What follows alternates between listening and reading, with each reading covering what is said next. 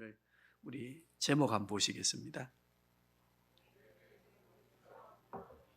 네, 예배 공동체와 문화. 코로나가 이제 진행이 자꾸 되면서 이게 모임에 대하여 자꾸 제한적이니까 예배에 대하여 여러 가지 이론들이 많이 나오고 있습니다. 이제는 예배당에 모여서 드리는 예배가 중요한가? 인터넷으로 아니면 집에서 개인적으로 예배하면 되지 않는가? 여기에 대하여 혼란스러워하는데 이 교회 지도자들, 이 유튜브를 보니까 목사라는 분들도 그렇게 유튜브 예배를 드려도 된다고 찬성하는 분들이 많고, 또 우리가 모임의 예배를 중요하게 생각해야 된다고 말씀하는 목사님들도 있으니까 어떤 것이 더 성경적이고 어떻게 우리가 신앙생활을 해가야 되는가에 대하여 혼란스러운 성도들이 많이 있는 것 같습니다. 지금 우리 한국교회에. 그래서 오늘 우리 교회도 이런 혼란이 있는 분이 있다면 오늘 짧은 시간이지만 드리는 말씀을 통해서 분명히 이 예배 문화가 왜 중요한가를 기억하시고 모이기를 힘쓰는 우리 교회 될 수 있기를 바랍니다. 구약을 보면은요, 구약에는 레위가 어렵고 출애굽기 어렵지만은 모세오경이 어렵지만은 구조를 보면은 제사, 절기, 규례로 딱 되어 있습니다. 무엇으로 되어 있다고요? 제사, 절기, 규례. 그래서 오늘 본문의 말씀은 성막 규례에 대하여 말씀하고 있습니다. 그러면 성막이 어떻게 구성되어 있습니까? 지성소와 성소, 그 사이에 무엇이 딱 가로막혀 있죠? 휘장이 있고요. 그 휘장의 왼편에는 등잔대 7개가 기름을 갖추고 이제 등불을 밝히고, 그 오른편 떡, 진설 단에는 보면은요 12개를 몇 개씩 나누어 있어요? 6개씩 나누어서 두 줄로 이렇게 딱 쌓아놓으면은 그 등대 불이 무엇을 밝힐까요? 떡을 이렇게 밝히고 있습니다. 그런데 오늘 본문의 말씀을 보니까 이 등대와 등잔, 등불에 대하여 제사장이 하루에 한 번씩 끄지 않도록 해야 된다, 그렇게 말씀하셨고, 이 진설병 떡은 안식일까지 두었다가 안식일 되면은 새롭게 또 하여서 진설하는데, 그 일주일 된 진설떡은 누가 먹으라고 했어요? 제사장이 먹어야 된다. 이것은 영원한 규례다 라고 하는 이 말씀의 규례, 이 성막의 규례, 또 절기, 또 제사, 이런 것들은 과연 무엇을 우리에게 말씀하시려고 하는가? 왜 중요하게 생각하셨는가? 하나님께서는 이스라엘 백성들에게 가나안 땅에 들어가면 이 제사와 절기와 규례를 지키라고 했습니다. 그 지키라고 하는 이유가 뭔가 하면은 바로 이방의 종교 문화와 야훼 문화, 하나님을 섬기는 백성의 문화가 섞이면 되지 아니하고, 그리고 구별되어야 된다고 하는 것을 분명하게 말씀해 주시는 창세기 1장 26절부터 쭉 나오는 문화 명령이 타락으로 말미암아 이 명령이 혼란스럽고 무질서해지니까 하나님께서는 다시 창세기 1장 26절에서 나오는 그 명령, 우리에게 주신 행복한 문화 명령을 회복할 수 있도록 이 절기, 제사, 규례를 허락해 주셨습니다. 그래서 이 절기, 제사, 규례는 누구를 말씀해 주시는가 하면은 잃어버렸던, 훼손하였던 에덴 동산 범죄 전에 우리의 문화 명령을 올바르게 회복할 수 있도록 해주시기 위해서 오실 구약은 누구를 말씀하지요? 예수님을 설명하고 있습니다. 그래서 구약은 이 제사, 절기, 규례의 문화, 예배 문화를, 제사 문화를 중요하게 말씀하십니다. 그래서 오늘 본문의 내용 간단하게 설명해 드려보면요, 지성소와 성소의 진설떡과 등대, 그리고 휘장 안에 지성소 안에 있는 법궤는 무엇을 설명하는가 하면은, 기독론적인 구원사로 딱 보면은 떡은 12지파 그리고 12사도를 통해서 구원받은 이스라엘 백성들을 총체적으로 의미하고, 그리고 이 이스라엘과 예수님을 구주로 영접하는 영적 이스라엘인 우리가 날마다 먹고 마셔야 되는 떡이 누구입니까? 하늘에서 내려오신 떡, 누구이죠? 그렇습니다. 그래서 이 떡은 누구를 의미하는가 하면은 예수님을 의미하고, 떡이신 예수님, 그리고 이 떡은 또 뭘 말씀하는가 하면요, 예수님에 관하여 말씀하시는 말씀인데 참 신기해요. 6개 2줄, 성경 몇 권입니까? 말이 자신이 없어요. 크게 한번 해보세요. 성경은 구약이 몇 권이지요? 신약이 몇 권이지요? 도하 몇 권이에요? 이 말씀이신 예수 그리스도, 성도들이 12지파 성도들이 먹고 날마다 양식을 삼아야 되는 말씀이신 예수 그리스도를 예표하고, 이 등대의 불은 누구인가 하면요, 그게 6개가 아니에요. 7개의 등잔으로 딱 되어 있는데, 그 불은 뭘로 의미하는가 하면 성령 하나님을. 그래서 성령 하나님이 뭘 딱 비추고 있어요? 진설병 떡을 딱 비추고 있지, 그죠? 그래서 성자 예수님과 성령 하나님을 이렇게 다 설명하고 있고, 지성소 안에는 누가 임재하시는 곳입니까? 성부 하나님께서 임재하셔서 영광을 받으시는 곳이 바로 이 지성소입니다. 그래서 떡, 등잔, 등대, 지성소는 누구를 설명하고 있는가 하면 삼위일체론을 딱 설명하고 있지, 그죠? 그래서 삼위일체론의 구원에 근거한 우리의 모습, 제사 문화를 설명해 주십니다. 그리고 마지막 절에 보니까 떡을 먹되 새 떡으로 바꿀 때 남은 그 떡을 나누어 먹을 때 누가 먹으라고 했어요? 제사장들만 먹지, 그죠? 그러면 자, 이 떡을 제사장만 먹는다고 하는 기독론적인 구원사적 의미는 뭔가 하면은, 우리는 베드로전서 2장 8절에 보면 우리 누구입니까? 왕 같은 제사장입니다. 이 12지파 이스라엘과 영적 아브라함의 후손된 우리들의 12지파 사도를 통해서 구원받은 모든 백성들이 다 누구인가 하면은 구원받은 왕 같은 누구이지요? 제사장이지, 그지요? 제사장들이 이 떡을 먹는다고 하는 의미는 뭔가 하면, 이 떡이 앞에 무슨 떡이었어요? 그리스도이시다, 그지요? 그러면 예수 그리스도의 떡, 예수 그리스도의 몸을 날마다 먹고 마신다고 하는 이 제사장 규례의 말씀은 뭔가 하면, 왕 같은 제사장된 우리의 삶을 성부, 성자, 성령 하나님께서 어찌하신다? 지키신다.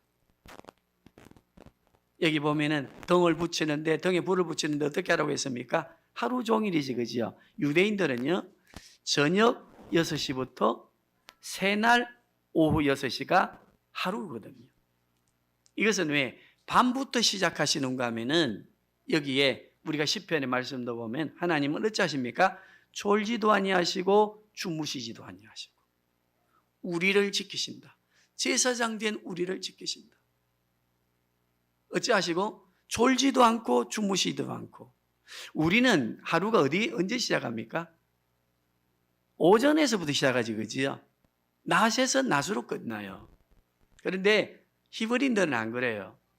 밤에서 밤이 오는 날로 끝나요. 누구를 설명하려고요? 하나님께서 우리와 함께 계시고, 하나님께서 우리에게 만인 제사장된 우리에게 은혜를 베풀어 주시는 것이, 쉬지 않고 은혜를 베풀어 주시고 우리를 지키고 보호하신다고 하는 그 제사 의미와, 그리고 그 제사 문화를 통해서 하나님은 우리에게 말씀하시려고 하는 강력한 말씀이 있고, 이스라엘 백성들은 이 제사 문화, 절기, 제사, 규례에 의해서 이 야훼 문화, 하나님을 섬기는 제사 문화를 통해 이방의 문화와 하나님의 문화를 구별하며 예수 그리스도가 오는 그 계보를 이어갔던 것을 우리는 기억하게 됩니다. 우리 성도님들, 그러면 오늘날 신약 시대에는 예배를 신령과 진정으로 드리고 하는 데에 많은 사람들이 이 산에서도 말고 저 산에서도 말고 예배할 때가 오나니 너희가 신령과 진정으로 예배하라 하는 그 예배가 장소도 폐하고 모이는 시간과 공간의 의미도 필요 없다고 말하는 예배에 대한 개념은 지극히 잘못된 예배관인데, 하나님은 왜 구약에 이스라엘 백성들을 제사를 통해서, 절기를 통해서, 규례를 통해서 이끌어 가시고 이스라엘 백성을 빚어가실 때에 독특한 하나님의 문화, 명령을 통해서 지켜가셨는가? 이것을 이해한다면 예수님은 구약의 제사와 절기와 규례를 완성하신 그 제사 율법을 완성하신 분으로 우리에게 이제 구원을 완성하시고, 성령 하나님을 통해서 무엇을 세우셨습니까? 교회를 세우셨습니다. 그러면 그 교회의 문화가 뭔가? 교회는 무엇이 있습니까? 예배하는 예배가 있습니다. 구약의 무엇과 같습니까? 제사와 같습니다. 그러면 구약의 제사는 어떤 목적을 가지고 규례와 절기와 제사의 문화로 지켜가게 했습니까? 오실 예수님을, 초림으로 오실 예수님을, 메시아를 기다리는 기다림 속에 거룩한 문화를 지켜가면서 메시아를 기다리도록 했습니다. 이제 예수님께서 오셔서 구약의 제사, 절기를 다 규례를 완성하시고 성령 하나님을 통해 무엇을 세우셨어요? 교회를 세우셨는데, 예수님이 친히 성전이 되시고 예수님을 믿는 사람들이 모인 공동체로서의 교회가 무엇이 되겠습니까? 성전이 되게 하셨습니다. 그러면 우리가 성전이 되어서 하는 문화가 무엇입니까? 제사가 무엇입니까? 예배 아닙니까? 그러면 이 예배의 문화는 왜 우리에게 필요하냐? 우리는 누구를 기다리고 있습니까? 다시 오실 예수님을 기다리면서 우리는 성전으로서의 거룩한 교회 공동체의 문화를 어째 가야 됩니까? 지켜가야 됩니다. 그리고 이 거룩한 문화 공동체를 통해서, 예배 공동체를 통해서 이 세상 앞에 저들은 하나님을 섬기는 거룩한 공동체, 하나님 나라의 백성, 하나님 나라의 자녀들로 구성되어져 있는 공동체다. 그 공동체로서의 문화가 뭔가 하면은 바로 예배 문화입니다.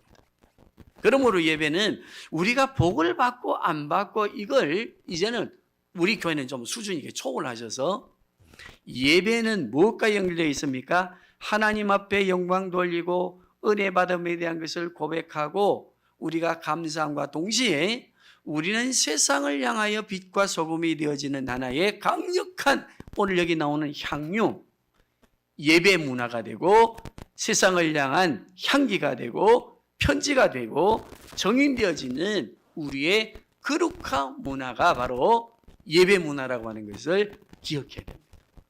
그래서 우리가 교회로서 이제는 다시 오실 예수님을 기다린다면은, 다시 오실 예수님을 기다리는 교회 공동체로서 예배, 이 제사의 규례가, 이 제사의 문화가, 예배 문화가 우리에게 절대적으로 중요한 문화이고, 여기에 대해서는 무슨 학적으로 논하고 할 아무런 가치가 없습니다. 여기에는 오직 순종만 있을 뿐입니다.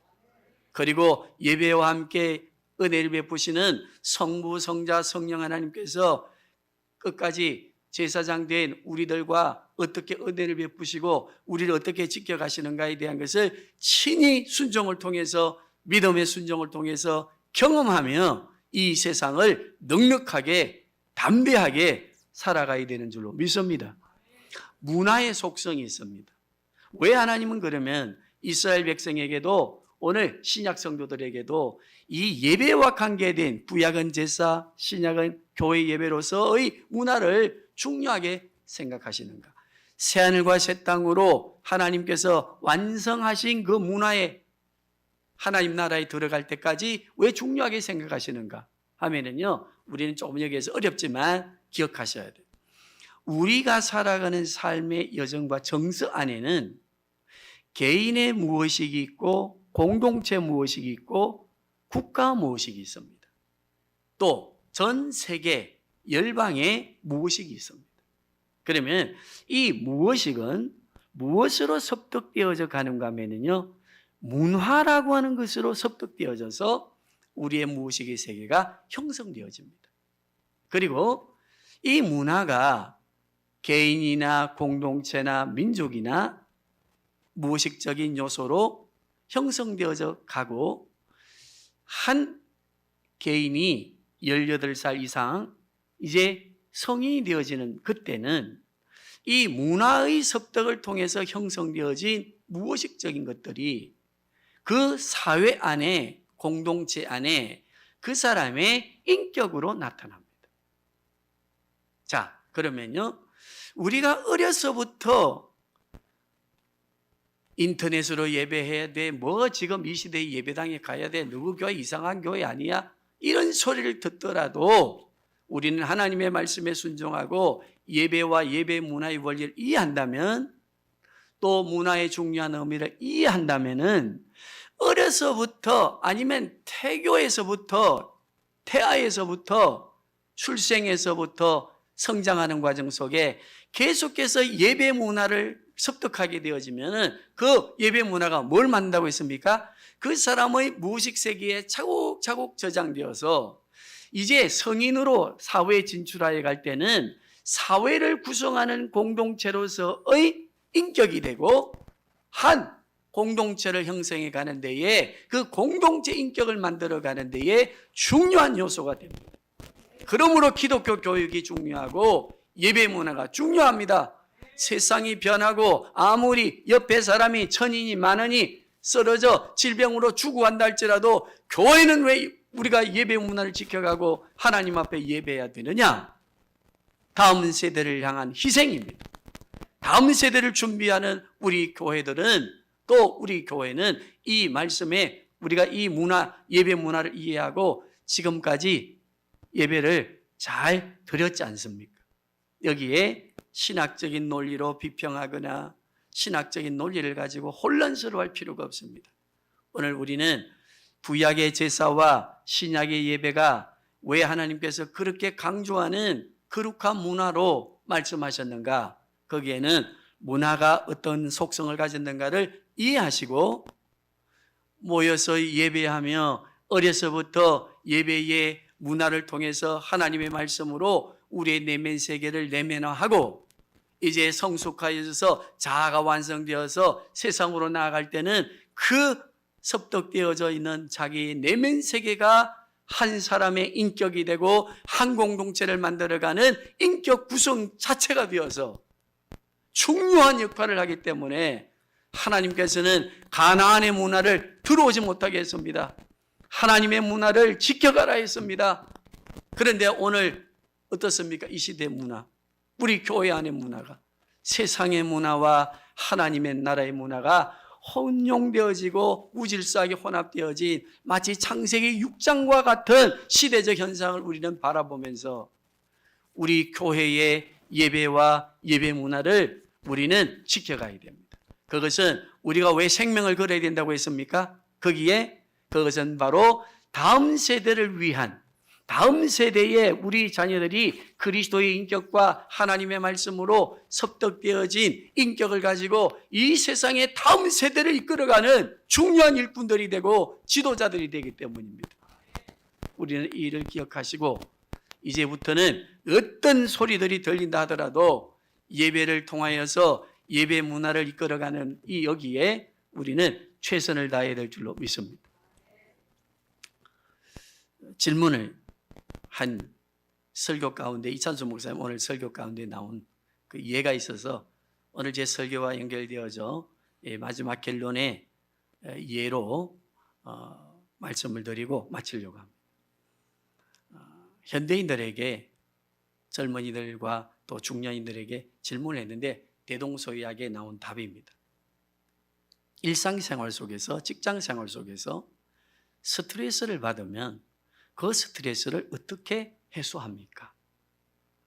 라고 했더니 쭉쭉쭉 나오는데 가장 먼저 나온 게 뭔가 하면 술입니다. 스트레스 받으면 뭐 합니까? 한잔하자. 그래 노래방 가고 쭉 나오는 순서를 보니까 그것은 청소년기나 그리고 중년이나 같았습니다. 근데 또 질문이 있었습니다. 그러면 그렇게 선택한 것을 가지고 스트레스가 해소되는가? 스트레스가 해소되지 않는다라고 하는 답변이 92%였습니다. 그러면 세 번째 질문입니다. 어떻게 하면 스트레스를 해소할 수 있다고 생각하는가? 어떻게 하면? 그렇게 해도 안 되는데 그러나 어떻게 하면 할 수 있다고 생각하는가? 스트레스가 해소된다고 생각하는가? 거기에 이구동성으로 답이 나왔습니다.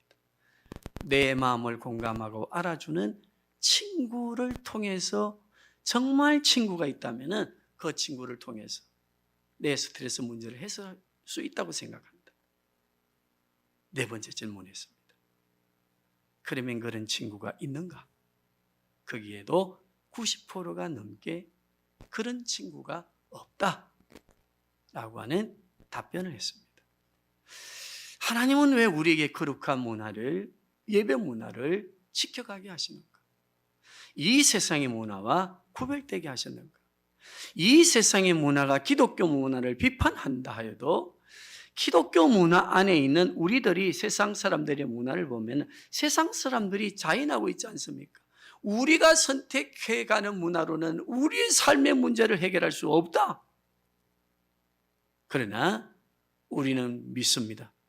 하나님의 거룩한 예배 문화를 통해서 성부와 성자와 성령 하나님의 은혜를 덧입고 하나님께서 우리의 삶을 지켜주신다고 하는 이 믿음의 고백을 가지고 우리가 힘들 때는 나와 기도하고 예배의 자리로 나와 찬송하고 하나님의 말씀을 들으며 우리의 마음에 새기고 우리의 부족하고 답답한 마음은 기도로 성령 하나님의 도움을 통해 성령 하나님의 도움으로 예수 그리스도의 성자 이름을 통해서 성부 하나님께 기도하고 우리의 삶의 문제를 해결받는 것과 더불어 제사장 된 우리 성도들이 서로의 마음을 공감하고 친구가 되어주며 위로해주는 이 교회 공동체의 예배 문화를 통해서만이 우리의 인생의 삶의 문제를 해결할 수 있다고 하는 것을 우리는 믿습니다.